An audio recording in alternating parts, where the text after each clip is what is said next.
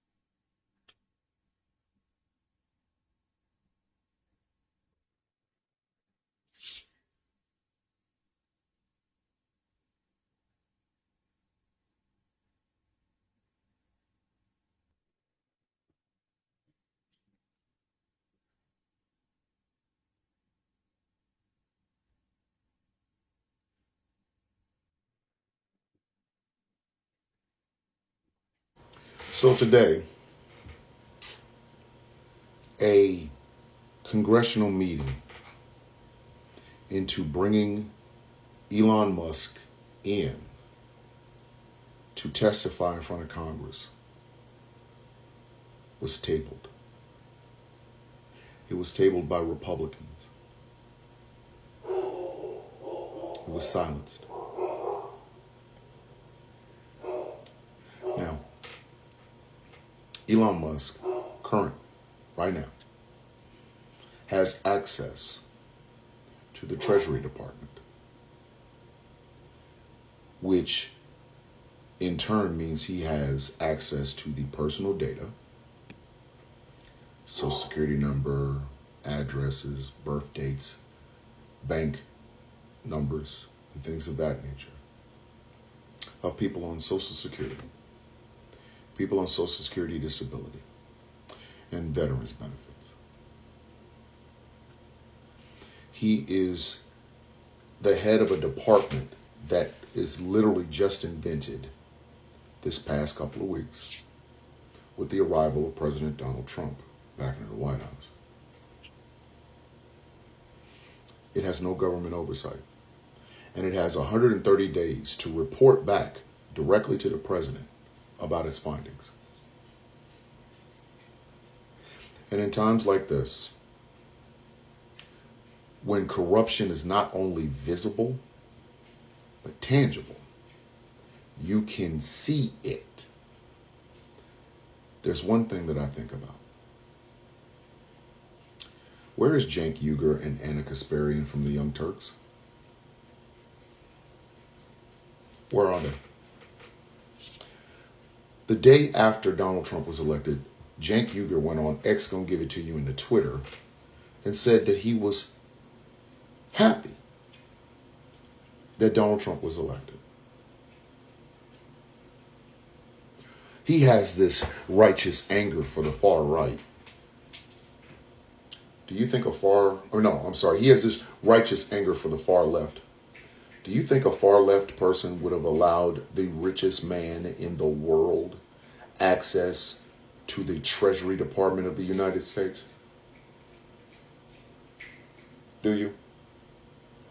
Do you think the far left would have allowed the richest man on the face of the earth to put servers in the offices of the Treasury Department and Veterans Affairs? I'm going to go ahead and guess no. See, Cenk and Anna both think that there is no difference between the far left in this country and the far right in this country. I beg to fucking differ. There's a huge, glaring difference between the two. That difference is this. Only one group would allow the world's richest man unfettered access to the personal information of every American that gets Social Security, Social Security disability, and veterans benefits. Only one group would allow the world's richest man unfettered access to the records of men and women who have served this country faithfully and now get the benefits they so richly deserve. So why aren't Cenk and Anna talking about this? Probably because Anna has lost her goddamn mind. At this point, she's just putting in her audition reel for Newsmax or One American News Network. And Cenk does not understand the concept of, cause and effect. See, when you look in things from terms of, that side's bad, and that side's equally bad, what you're doing is both siding something you know for a fucking fact is not true. In fact, a lot of people that hate the far left, they really truly believe that they're both the same, and they're not. At best, if the far left had their way, we would have universal health care. We would have free college education. We would have higher taxes on rich billionaires and corporations. We would be getting insurance companies out of the way of people getting health care. We would be taking care of the poor. We would be looking at a universal basic income and things of that nature. In other words, stuff that would actually help the collective. At its best, the far right is about individualism, unfettered capitalism, and taking care of the rich before we take care of anyone else. There is a difference, but not to Cenk and Anna. And now, Congress, Republican-led Congress, MAGA loyalists all the way up and down the aisle, are not allowing the American people, the Democrats in Congress, or anyone to hold the richest man in the world accountable for having his grubby rich man hands and his hackers' grubby rich man hands in the personal data of Americans that get Social Security, Social Security disability, and veterans benefits. Congress will not hold him accountable to anyone. The President of the United States created this job just so that he could do shit like this. And Cenk and Anna are still over here screaming about the far left believes crime doesn't exist. Nobody on the left has ever said that. Ever. That's why on TYT right now, Indisputable with Dr. Rashard Ritchie, TYT Sports with Rick Strom, and several other people are lapping these two idiots. Because, see, they can understand what an existential threat really looks like. They're not blinded by Peter Thiel's poly market money. They're not. They're not cradling the balls of the rich. In fact, they don't give a fuck about them. That's why Sam Cedar in the Majority Report, Kyle Klinsky, and the Humanist Report, and the Vanguard, and places like that are taking the mantle that these two idiots dropped willingly. And let me say this one more time. Today, there was a motion to have Elon Musk testify in front of Congress about what he is doing with the Department of Government Efficiency. And it was the Republicans that tabled it.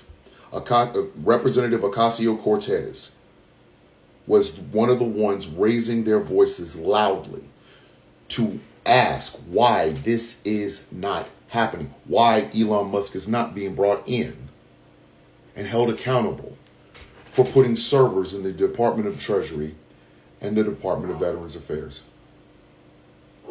But Cenk Uygur and Anna Kasparian seem to believe that far leftists are just like that. Because they have poly market money in their pocket. Peter Thiel's fist crammed up their ass. And objectivity has gone out the fucking window. So, I will continue to call out Cenk and Anna until either one of them can address the fact, number one, what is woke? Number two, how do I separate my race from my politics? And now, number three, can you find me a far leftist? Not the ones that you interact with on X, gonna give it to you in the Twitter. No, I'm talking about a flesh and blood far leftist that would allow the richest man on earth unfettered access to the personal information of every American on Social Security, Social Security disability, and benefits, veterans benefits. I'm not going anywhere, and I will continue to ask these questions until I get my face to face. Because you're going to need to explain it to me like I'm a 5-year-old. You know, one of the reasons I cannot stand revisionist history is because it makes you the protagonist when you're actually the antagonist. You get a chance to shape the story to make you look like a hero and everybody else like a villain. But in reality, a bad choice is still a fucking bad choice. Ever since November 6th, 2024, that is all I have seen. MAGA got exactly what they wanted. They are a lost cause. A complete and utter lost cause. There is no saving them. There's no rationalizing with them. There's no reasoning with them. They are a lost cause. But it's the people on the other side that I have such a problem with. It is the people on the other side that are practicing a really nasty version of revisionist history that I will not allow to stand. I won't. Because when the chips were down, you voted as selfishly as the other side. But that's to be expected because you spent months antagonizing the side you stood on and never antagonizing the side you're against.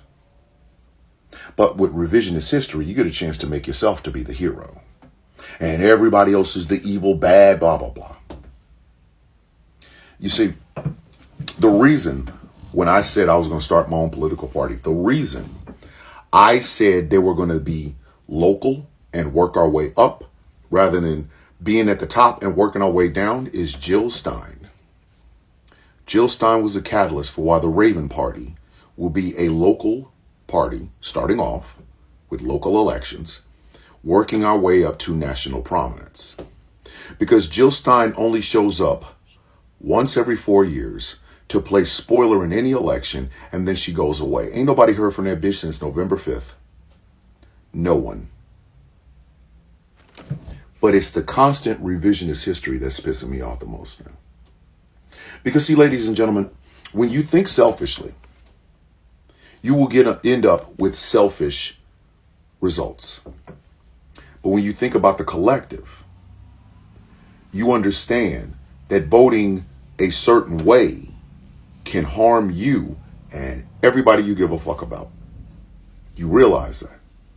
You take that into consideration before you walk your ass into a voting booth or even make an opinion about your voting, who you're going to vote for and why. You hold both sides to a standard. And then you live with that standard. You will not accept anything less than that. But with revisionist history, not only can you not have a standard except my little thing, and that's all I give a fuck about, but in the process, you can literally laugh in the face of the people you fucked over. You absolutely can. Revisionist history allows you to do that. It does. But see, here's the problem with revisionist history, especially when it is used or brought into practice. Everybody doesn't have to live in that delusion. We don't. We heard your words. We saw your videos. We read your tweets. We read your post on Instagram. We read all of it. So you will never get any sort of solidarity or care about your one little thing ever again. Because the stakes were way too fucking high in this election. Way too high. And now we see the result. What Steve Bannon said, or likes to call flooding the zone. Donald Trump signs 150 fucking executive orders in one day. And the results of those things start happening quickly. And while you're focused on this one, another one happens. But while you're over here practicing revisionist history, Elon Musk has a team of fucking hackers putting servers into the Treasury Department that controls Social Security, disability, Social Security, veterans benefits. But you didn't think about that. You didn't. That never occurred to you. It never occurred to you that the existential threat that you weren't talking about, that you weren't protesting, that you weren't doing anything to, could be worse than anything that the side that you stand on could do. That is revisionist history.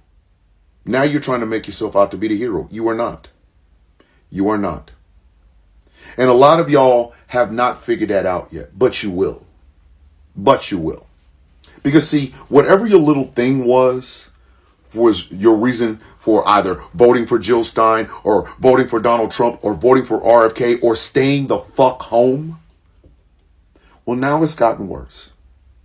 And it will continue to get worse because we have 4 years of this. We are only on day 16. And if the words coming out of Donald Trump's mouth ends up matching the rhetoric and the paperwork and shit like that he puts in, then your little thing is done. And then you have to ask yourself, much like Gamora did when Thanos finally made the snap, what did it cost? What did it cost you? Credibility, obviously. Obviously. You will never be trusted again. No one will speak to you. No one will give a fuck about what you give a fuck about. You cannot be trusted. That's the first thing. Secondly, it will cost you time and energy watching as that thing that you cared so much about, that forced you to do the wrong thing for everybody and only do the right thing for yourself. You will watch as that thing is burned to ashes, destroyed, or what have you. And no one will care. No one. Because had you just simply disagreed, it would have been one thing.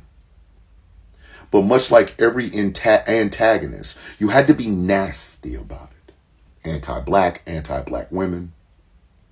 You had to be that. And what did it cost you? See, to stand on the right side of history, you're given several opportunities to do that. I have tried my damnedest with everything in me to stand on the right side of history. I have. 100%. I've tried. Have I always been right? Not always. But when the rubber met the road, I did not think of my selfish needs. I thought of the collective.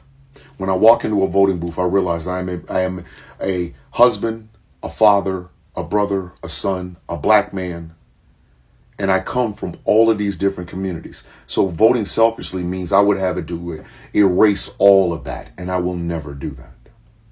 So my principles are firm, whether I'm in a voting booth, whether I'm outside a voting booth, on presidential election years or congressional years. I always try to vote with the collective.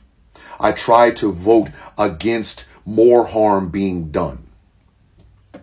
But in this election, this one, we saw with our own two eyes how much that doesn't matter to some of you. And now you want to revise the story. You still want to be the hero, but you're not. Because in your heart of hearts, whether you want to believe it or not, you know you made the wrong choice. You know you did. You know that you know the level of nastiness that you had with that wrong choice. Because now people with disabilities will be hurt. People within the Latino community will be hurt. Trans people will be hurt. Black folks will be hurt. Poor white people will be hurt. And there you sit, with your fake cape on, still trying to pretend like you were the good guy in this story. If you cause that much harm to that many communities, can you really call yourself a good guy? Can you? Or can you finally own up to and admit the fact that no, you're not. You were the bad guy in this. You made the wrong choice.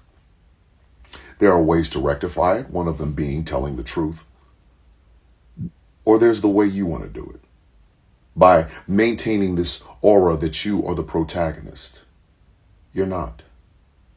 You are the antagonist in this. And a whole lot of communities are going to feel that hurt because you wanted to be a hero. In this regard, you're not even like me as the villain.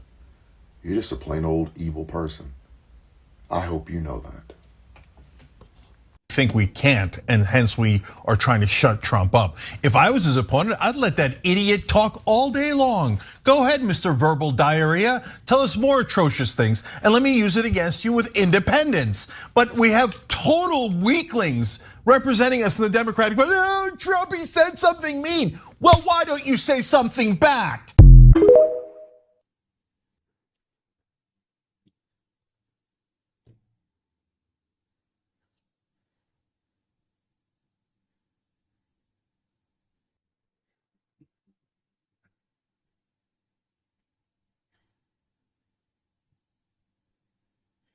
This is all I got from this video. So I went back to Young Turk's channel to look for the video and his TikTok to look for the video that is causing this problem, right? To find out that TikTok removed the sound so you can hear what he is saying. I mean, that the sound was completely not there, right? So which means TikTok knew what they were doing. Probably he said something not so nice about people that look like me, because this is not the first or second or third time, right? I remember when, probably before December or something, that I posted Young Talks back to back, Young Talks and Anna on my channel back to back. Now, the reality is that I made it clear that all these people that scream woke, woke, woke, woke, woke, do not even understand the meaning of woke. And the same Young Talk, that he is a Turkish man. He's Turkish American. I'm not going to take away his American side, right? He is Turkish American. Actually came out to say that he doesn't believe on affirmative action, but just that he couldn't say it back then, right? because he doesn't want black people to come for him. I don't know where he said that, how he had the interview. Probably they were having conversation and that video came out on the internet. Black people did not like it because tell me how someone that looked like me, no, he doesn't look like me, excuse me, sorry. Someone, okay, probably a minority too, all right, will come out to say something like that. I mean, it was shocking, but I don't know if it was shocking because it's him, because this man has always been like, I am for black people, I am this, I am that. Like, sincerely speaking, I was disappointed, but maybe not surprised, right? Because all this while, I have been following a lot of black content creators that see far ahead. That is one thing I will never stop saying. Black women, black people see far ahead. I think years back, they said that they are no longer following Young Turks because he is manipulative, and also he doesn't have a stand, and he pretends like he is with black people while he is not with black people, right? I was like, whoa, because I was following him. I am not gonna lie. I've been doing this YouTube, I've been doing this history something for like 3 years ago, if I am not mistaken, right? So I said, there must be a reason why black people said this. So I said, okay, fine, let me see how it goes. And then from their channel or from their broadcast or something, I think that is, yeah, because they are hosts, him and Anna, right? Then I started seeing lapses. Black people unfollowed. When I said unfollowed. Some other people also unfollowed him because he wasn't a straightforward person. Not until that video, I don't know how that video hit the internet and people saw it and they were like, Young Turks, is this really you? So because, but sincerely speaking, I have no idea why that man said that he does not support affirmative action, but he didn't want to say it back then. Why? Because he doesn't want black people to come for him. Are you serious? Like, really? You people benefit from that too. It benefits you people so much. So how come it is now a black thing? You don't want black people to come for you? How? I've been saying this. It's not everybody that said black people, I am for black people, is for black people. Know this and know peace. Because some of them they mask under whatever. And then one thing I have watched is that you see all these people that you are absolutely not completely sure about their stand when it comes to people that look like them. Give them time. You will know where they stand. You will know. And this is also one of the reasons it's showing. I think he also voted for Trump. Him and who? Yusuf. I can't remember his other name, but I know it's Yusuf Salem or something like that. I am sure you all know who I am talking about. That man, I think he's an actor with like cat eyes or something like that, right? Brown eyes, if I'm not mistaken. Also said it is like haram. Haram means like bad, something bad for Muslims to vote for a woman. The Muslims would not vote for a woman because a Muslim would not watch a woman wrong. And now they are screaming. In Michigan, they are about to change their name from Organization of Arabs or Muslim to Peace something Muslim. I wish them well. And I will try as much as I will try to see if I can find that video where that man was saying that he doesn't support affirmative action and attach. But if I don't find it, it's okay. We can just like continue. But yeah, be careful of Young Turks because that man is. See you all in my next video. Bye for now.